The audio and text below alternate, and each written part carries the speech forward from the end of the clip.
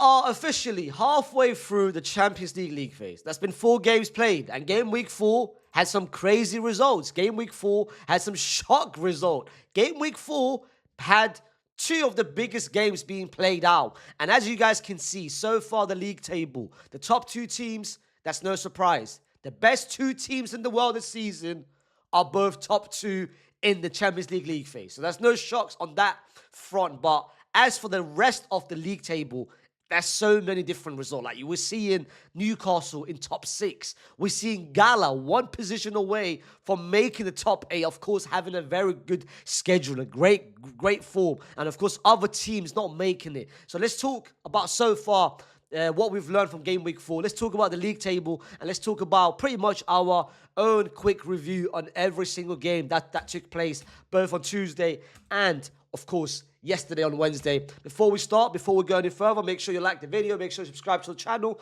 I think we're only 1.5 subs away from hitting 20k, which is kind of crazy on the second channel. So make sure you subscribe to the channel and put your own thoughts down in the comment section and which game to you was to stand out. Let's talk about, initially, before we get to the games itself, let's talk about the league table. As of right now, after 4 games played, we've got Bayern Munich and Arsenal and Inter with a 100% record. 12 points, 4 games played. Then we've got Man City with 10 points.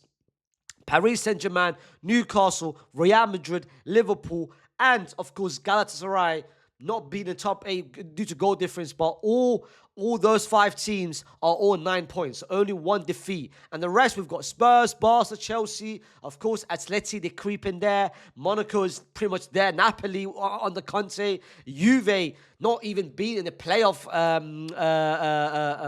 section. And look at this, bro. Jose Mourinho, my GOAT. My brother, come on, man. 4 games, 0 points. I know you took charge after the second game, so technically speaking, it's only been 3 games, but still, my brother, come on, my brother. Come on, Jose. But anyway, let's talk about each game. Of course, Tuesday, we had Arsenal against Slavia Prague, and I think everyone was waiting for the moment. Everyone was praying for the moment for Arsenal to concede a goal, and it was close. It was close. The last seconds of the game, Slavia Prague got a penalty. They thought they had a penalty. VAR intervened, no penalty. But one thing we got to see, which is, forget Arsenal winning 3-0. Forget Mikel Moreno scoring and people telling me he's a midfielder. This Donny is a striker. Forget, of course, Arsenal getting a penalty set piece again. We witnessed one thing. Arsenal conceded a shot on target.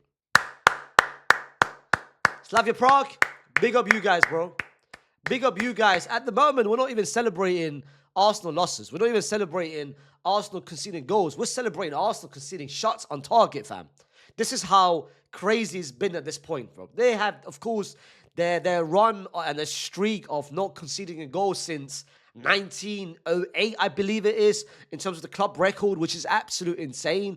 But, bro, I mean, at this point, you just going into a game and you're asking yourself, when are they going to ever concede a goal? And the next game, who's Arsenal playing next? It's, okay, Sunderland, away from home. Come on. You know what? I'm doing a watch-along of this game. I'm doing a watch-along on my main channel of this game. I want to see if them man concede a goal. So make sure you tune in on my main channel for the watch-along. But listen, Arsenal itself, the game itself, I watched it. Out of both the early kickoffs, I watched the game. It was a routine win for Arsenal. Of course, Slavia Prague had moments, but it didn't lead to anything special. Their final pass was missing. But Arsenal, they just, at the moment, they just look very, very convincing. So, like, you know what time it is. You know when they're going to score. You know the type of goals they'll score. Mikel Moreno in the second half scoring 2 goals, despite the fact that Arsenal had a rotated 11. They had a rotated 11, of course. No Zubimendi, no guard playing. But one thing I realized on this game, because of the fact that there was no Zubimendi, I saw a lot more responsibility for Saliba in terms of the build-up. Because Saliba, I saw him a lot more in the midfield, progressing the ball, carrying the ball. It felt like I was watching Stones from a couple of years ago on the Pep, where he had that license just to roam in the midfield. And I saw that from Saliba. So maybe that is something that Arteta basically did with no Zubimendi. I need a bit more ball control in the midfield, so which was a pretty good thing. But as for Arsenal, it's just a routine 3-0 win. Of course, continue their run, but the next game, which we'll get to towards the end of the video, that is the game that's going to decide a lot of things. Napoli, Frankfurt. Napoli that is disappointing, especially at home where you have to pick up your... Listen, you get to play 4 games at home. And those 4 games at home, my brother, you have to make it count. You have to make it count. You did it last time against, I think, Atalanta, where you beat Atalanta or Sporting, one of them. But not, wait, was the Sporting or Atalanta? I want to be 100% sure. Sporting. You've got a chance now. Frankfurt, who conceded 5-6 goals to Liverpool at home last game. And Frankfurt's been conceding a lot of goals. That is a disappointing. This, of course, with no KDB. Højlund, over the past 3-4 games, he hasn't scored. And I feel like, I don't know, like, he's not playing the players that should be playing. And Noah Lang, he's not starting where he's actually impressing off the bench. Like, Conte at the moment is going through his own mess. Then we've got Atleti picking up a massive 3 points, of course, continuing what they've done recently. Start of the season, they were very poor, but of course, a big 3 points, of course, goes from Julian, goes from Gallagher, and of course, a last-minute goal from, of course, Llorente. Union still not winning a game ever since they won that first game against PSV, but a massive win for Atleti, which now takes them pretty much in 17th place, which is not bad, to be fair. 2 games, 2 wins out of 4, and the next game is Inter Milan, so they had to win this game, and they're playing Inter at home, which we'll of course talk to you. Bodeglimt Monaco, which is what I kind of expected. Bodeglimt has been okay. They've shown glimpses this season in the Champions League, of course. Their second time in the Champions League, but Monaco, they haven't had a great last 5-6 games, but that's a massive win for Monaco. Then you've got Juve, which is another disappointing result. Like, Juve, from what I've seen, bro, look at the league table, yeah. Them men are literally 26. And they've been very unfortunate, by the way. Like, the Dortmund game, they were very lucky to even get a point because they scored 2 goals in the last 2 minutes of the game. Then, of course, the game against Villarreal, which they had to come back. The game against Real Madrid, of course, unlucky. But this game, one thing I saw, Dusan Vlahovic, I know the past 2 years we've not been talking about him, but every time I watch Juve, the highlights, the goals, it comes from Dusan. And I know Dusan this season has been with Tudor, he's been like an impact player off the bench, but this Daniel, whenever he gets his chances, bro, he's a goal scorer. He's an absolute goal scorer. So the stocks for Dusan Vlahovic is slowly creeping up to what it was 3-4 years ago when he was playing for Fiorentina. But Dusan Vlahovic at the moment is on a very great form. And Juve, they must win. That game against Bodeglimt is an absolute must-win for them. Liverpool, Real Madrid, I've already spoken about it. I made a match review about it on my main channel. I'm gonna be making another video about it because I rewatched the game, and one thing that you should never be doing, don't rewatch the games, bro. But I'm doing it for content reasons, so I rewatched the game, and there were so many similarities between this game and the last game that we played against Liverpool Anfield last year. Like, there's no different in tactics. So I made a video just giving you guys a breakdown of the game itself and the lack of tactics that we had. That's going to be on my main channel in the next couple of hours. But yeah, like, I've already spoken about it, and I don't want to speak more because Xabi Alonso, that game, had an absolute disappointing game in terms of a managerial and a tactical standpoint. Then, of course, Olympiacos against PSV, 1-1. Nothing really much to talk about PSV. I expected them to win because, of course, they beat Napoli 6-2, but they managed to get, a late equalizer, which is massive for them. But I don't know. I mean, I didn't watch the game, but looking at the stats, you would think that Olympiacos had the better game. But again, stats maybe are misleading. Then we had Bayern against Paris Saint-Germain. This is the game which, of course, was out of Liverpool, Madrid, and Bayern, Paris Saint-Germain, the biggest game so far, game week 4. And listen, I said it in my preview and prediction of this game week on Monday or Tuesday when I dropped it. I said, listen, Bayern, I'm judging them over 2 games. What they've done, they've won every single game, and shout out to them, but I'm going to judge them massively of what they do against the likes of Paris Saint-Germain away from home and against the likes of Arsenal away from home. Like, these are the two games that I'm going to look at them and say, you know what? You men are actually the best team in the world. You men are actually favourites. Going away to Paris Saint-Germain, first of all, it's not easy. Every team has been to Paris Saint-Germain. They've not had it easy. I know Liverpool won, but complete different circumstances. On top of that, you guys can say, well, the likes of Nuno Mendes is now injured after the game. Hakimi got injured. Dembele got injured. I fully understand, and and of course injuries is a massive part of it. But you have to remember one thing, and I think everyone is disregarding it from a Bayern standpoint. Look at this Bayern team. Bayern currently, since the start of the season, since early start of the season, they've got 2 starters not even playing. Like, no one is even looking at it. No one even remembering it because of how good they've been. Like, bro, Alphonso Davies is out with an injury till the end of the year. Jamal Musiala is out with an injury to the end of the year. So yes, we might be talking about Bayern not having Doué and Hakimi going out, but at the same time, look at Bayern. Bayern has been doing it without the 2 of the most important players, because Alphonso Davies has been important and Jamal Musiala, one of the best players. Not having those as do, and they still managed to pick up W's is massive. It's crucial. And the game itself, I didn't watch the game, of course. I was watching the Liverpool Madrid, but I rewatched the game, and Bayern looked very convincing. Bayern in the first half, of course, Luis Diaz picking up 2 games, and he's starting to basically tell the whole world that Bayern made the right decision. Like, I was one of those people that basically said, Bayern, what the hell are you doing? You're spending 90 million on Luis Diaz. Is an absolute bad sign. You could have used the money on someone else. But slowly and gradually, yes, I know he scored the goals in the GAs and the Bundesliga, but I was like, you know what? Let me wait for the Champions League. Let me wait for the game against Bayern, against Paris Saint-Germain and Arsenal. And brother, 2 goals away from home is man. Like, this guy had everything. Of course, the tackle to Hakimi was an absolute disgrace of a tackle. Like, you can't be committing to that tackle with 2 legs onto his ankle. Like, you nearly broke his ankles. And of course, Hakimi, the reaction is kind of sad. Of course, he's going to miss the AFCON, and apparently, from what I've seen, he's out for 3 to 6 months. So hopefully, forget the season. Hopefully, he makes the World Cup, because the World Cup season is coming up, bro. But AFCON is pretty much done for him. AFCON it's finished for him. It's kind of sad because, bro, Morocco haven't won the AFCON since God knows, like 50, 60, 70 years ago. And Morocco needed... Hakimi's been one of the best players last season. Like, you saw what he did. But Paris Saint-Germain, bro, they got neutralized in so many fronts. Like, the likes of Nuno Mendes didn't have a great game. Olise had a very good game. Harry Kane was dropping deep most of the time, trying to pretty much progress the ball. But Bayern Munich, fair play, bro. Neuer, like, going back the years, fam. This Donny, I was seeing primetime Neuer from 2014. But that is a massive win for Bayern. Of course, Paris Saint-Germain had a disallowed goal, but listen, picking up 3 points away from home, and if you pick up another 3 points going away to Arsenal, then yo,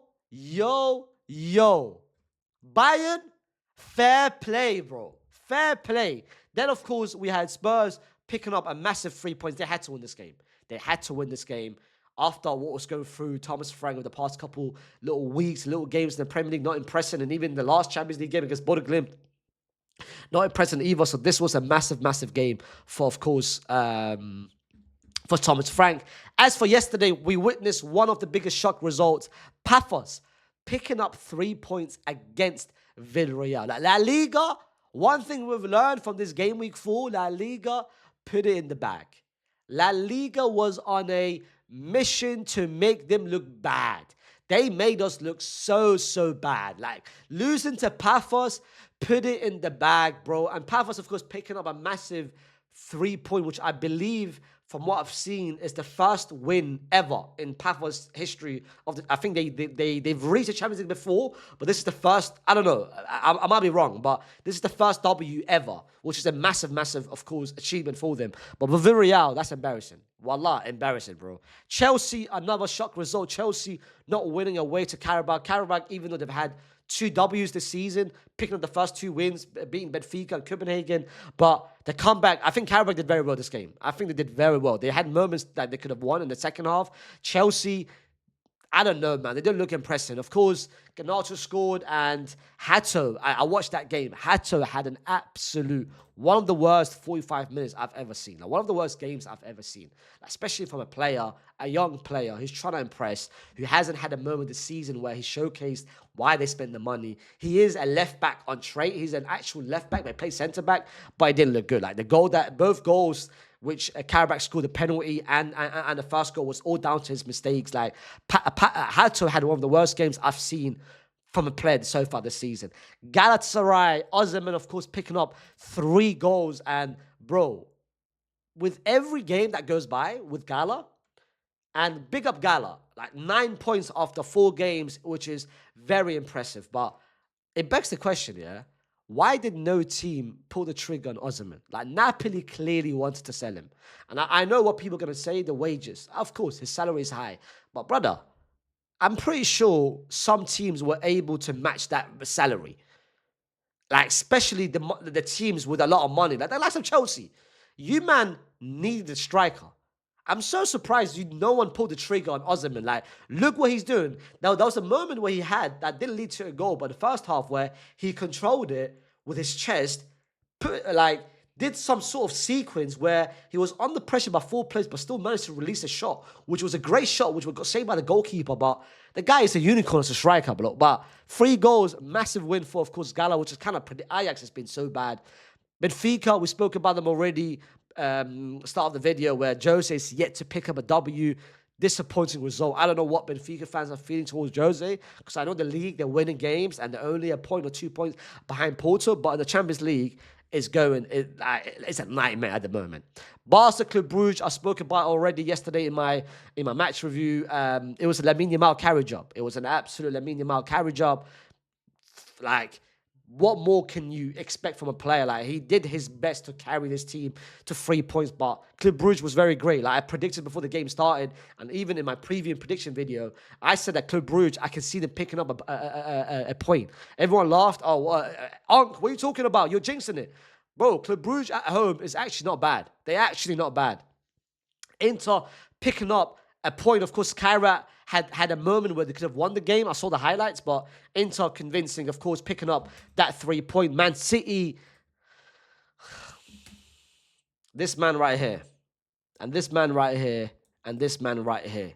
Man City, I'm going to make a video about him specifically on this channel, because I haven't made any sort of City content because I've been too busy in X, Y, and Z, and most of the games that City plays, they clash with the Real Madrid games and the Barcelona games on my main channel. So every time I want to do a watch along, I want to talk about City, they always play at the same time as Madrid and Barcelona, which is a bit annoying. So I didn't get to watch the actual 90 minutes. I get to watch the highlights, but you can't really determine a lot of things by highlights. But this game, again, I didn't watch it, but I watched the highlights. But I want to watch an actual game. And every time I watch City through highlights, or I watch some of the City content online for City actual content creators, because I want to get their point of view of their own team. Bro, they keep telling me about, of course, how good Haaland is and how special Haaland is. But Foden, from what I've seen and from what I've managed to keep up with City over the past couple of weeks, is that Foden is slowly and gradually getting back to the form that he was 2 years ago. Ryan Cherky, every time he comes off the bench, and again, I'm too good, bro. I'm too good. Give me the ball and let me make something happen. The game against Bournemouth, I had 2 assists. This game, I start off the bench. I come off the bench, I scored. Like, I've seen what Pep said about him. I've seen what Haaland said about him. Like, they might compare him to KDB and how much of a magician he is on the ball. But it begs the question, why not play him most of the games? Or maybe Pep is trying to manage him, because, again, first season, tendencies for Pep with his players, where second season, they blow up even more. But for Man City, they're making a very good run. Like, I'm actually scared. Like, start of the season, when the draw was made, I looked at City and I'm like, I'm not scared of City. Like, I'm not scared at all of City. But I've seen how we've been in the big games, and I've seen how City has been recently.